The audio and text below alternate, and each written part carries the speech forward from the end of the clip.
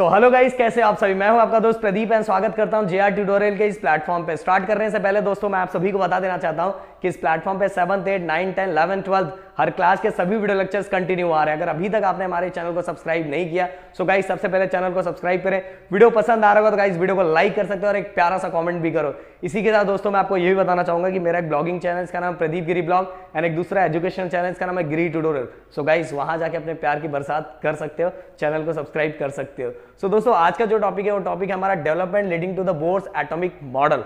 Guys इस topic के अंदर क्या है ना, मेन वो हमें समझना है। बहुत मजेदार टॉपिक है। अगर मुझसे पूछा जाए तो मुझे इस टॉपिक के अंदर बहुत मजा आता है। मेरे ख्याल से समझने के बाद आपको भी मजा आए। सो गाइस जैसे आपको पता है कि बहुत सारे उस समय एटॉमिक मॉडल बनाए जा रहे थे एटॉमिक स्ट्रक्चर को समझने के लिए।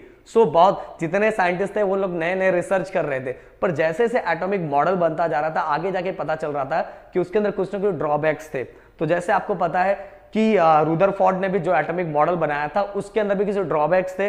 उन ड्रॉबैक्स को ओवरकम करने के लिए बोर्स ने क्या किया, कुछ रिसर्च किया और रिसर्च करने के बाद उन्होंने कुछ रिजल्ट पाया और वो रिजल्ट क्या था वो हम देखने वाले।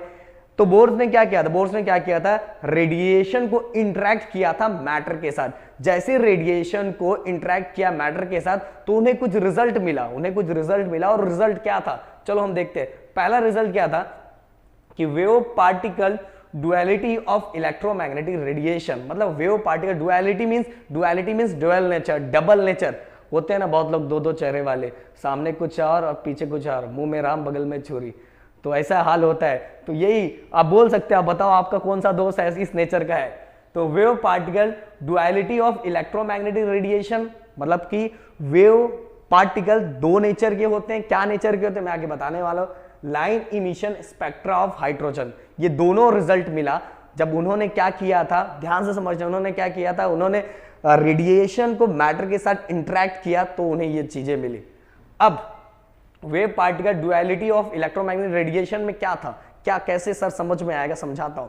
तो गाइस देखो ये डिफ्रैक्शन हो गया, इंटरफेरेंस, जो लाइट का ये जो फेनोमेना है डिफ्रैक्शन और इंटरफेरेंस, ये डिफ्रैक्शन और इंटरफेरेंस क्या होता है ना वो नेक्स्ट ईयर मैं आपको एक्सप्लेन करने वाला हूं 12th स्टैंडर्ड के अंदर, क्योंकि ये लेसन ये टॉपिक है डिफ्रैक्शन और इंटरफेरेंस फिक्स, क्योंकि आपके प्रदीप सर ये आपको फिजिक्स करवाने वाले हैं तो ये फिर से वो टॉपिक एक्सप्लेन करने वाला हूं। तो इसके अंदर बस आज ये समझ के चलो कि कुछ फेनोमेना है लाइट का जिसको बोलते हैं डिफ्रैक्शन और इंटरफेरेंस, क्योंकि ये टॉपिक बहुत लेंथी, अगर समझाने जाऊंगा तो वीडियो बहुत ज्यादा लेंथी हो जाएगा। तो इसके ऊपर हम आगे आने वाले हैं। 11th के बाद आप 12th में जाने वाले, जाके देख लो, मेरे भरोसा नहीं है तो 12th में की लेसन है। तो लाइट का जो फेनोमेना होता है डिफ्रैक्शन और इंटरफेरेंस, अगर मुझे इसको समझना है, इसको एक्सप्लेन करना है तो मुझे लाइट को किसकी तरह ट्रीट करना पड़ता है, इलेक्ट्रोमैग्नेटिक वेव की तरह ट्रीट करना पड़ता है। ओके, लाइट का दो फेनोमेना डिफ्रैक्शन और इंटरफेरेंस, अगर मुझे इसको समझना है तो लाइट को मुझे किसकी तरह ट्रीट करना पड़ेगा, इलेक्ट्रोमैग्नेटिक वेव की तरह। और वही दूसरी बात, दूसरी तरह अगर मुझे black body radiation and photo electric effect को समझना है तो मैं इस तरह वेव नेचर ऑफ लाइट, जो लाइट का जो नेचर है इस तरह समझ नहीं सकता, मुझे उसको किसकी तरह ट्रीट करना पड़ेगा, पार्टिकल की तरह। ओके, लाइट के अगर मैं इसकी तरह समझूंगा तो मैं ये टॉपिक मैं ये एक्सप्लेन नहीं कर पाऊंगा किसको, black body radiation and photo electric effect को। तो मुझे उसी कंडीशन में लाइट को किसकी तरह ट्रीट करना पड़ेगा, considering particle nature of light. मतलब लाइट को एक जगह मैं वेव की तरह ट्रीट कर रहा हूं, एक जगह मैं पार्टिकल की तरह ट्रीट कर रहा हूं। ध्यान से समझना, एक जगह किसकी तरह ट्रीट कर रहा हूं मैं, light, treating light as a electromagnetic wave considering particle nature of light. मतलब एक जगह पार्टिकल और एक जगह हम इलेक्ट्रोमैग्नेटिक वेव की तरह ट्रीट कर रहे हैं। तो देखो गाइस डबल चेहरा हो गया कि नहीं, इसीलिए यहां लिखा हुआ wave particle duality of electromagnetic radiation, ऐसा लिखा हुआ है। सो गाइस अब देखो और थोड़ा इसके बारे में समझते हैं। जब लाइट को when light interact with matter, जब लाइट मैटर के साथ इंटरेक्ट करता है तो किसकी तरह बिहेव करता है, मैंने आपको बताया मैं बिहेव किसकी तरह करता है, स्ट्रीम ऑफ पार्टिकल। हमें वहां बहुत सारे पार्टिकल दिखाई, स्ट्रीम ऑफ पार्टिकल दिखाई देते हैं और उसको हम क्या बोलते हैं, फोटोन। क्या बोलते हैं, फोटोन। बट गाइस जब वो लाइट ट्रैवल करती है ना, जब वो लाइट क्या करती है, ट्रैवल करती है, तो हमें किसकी तरह बिहेव करता हुआ दिखाई देती है, इलेक्ट्रोमैग्नेटिक वेव की तरह। इसलिए तो इसके दो चेहरे हैं।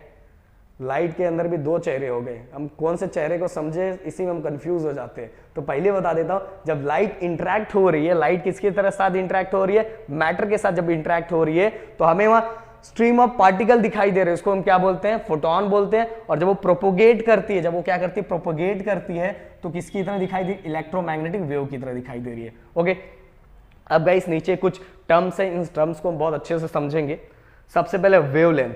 Wavelength distance between two crest और distance between two conjugative crest और ट्रफ, मतलब दो क्रस्ट या ट्रफ के बीच का, जो क्रस्ट और ट्रफ के बीच का जो डिस्टेंस होता है उसको हम क्या बोलते हैं, wavelength. Distance between two conjugative, conjugative मतलब एक के बाद एक, ये वाला इसके बाद का जो क्रस्ट ये दोनों के बीच का डिस्टेंस, इसको हम बोलेंगे वेवलेंथ। या तो क्रस्ट की बात करें या ट्रफ के बीच का डिस्टेंस हम क्या बोलेंगे, वेवलेंथ। और वेवलेंथ का जो यूनिट होता है वो होता है मीटर, क्योंकि वेवलेंथ है, और उसका सिंबल क्या होता है, लैम्बडा।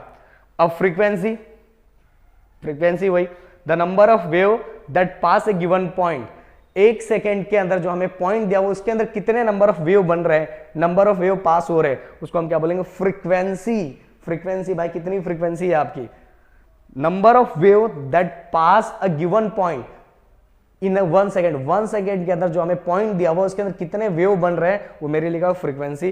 फ्रीक्वेंसी का जो यूनिट होता है हर्ट्ज होता है, उसका सिंबल होता है नू। क्या था, नू, क्या नाम है, नू। अब वेव नंबर नू बार होता है, इसका जो सिंबल होता है नू बार होता है। वेव नंबर की बात करो, पहले बता दिया मैंने, जो वेव नंबर होता है उसका जो यूनिट होता है वो नू बार।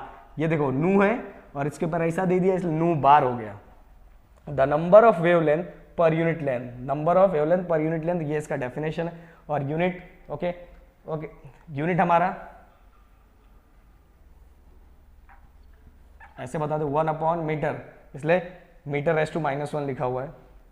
अब amplitude of a wave is the height of the crust.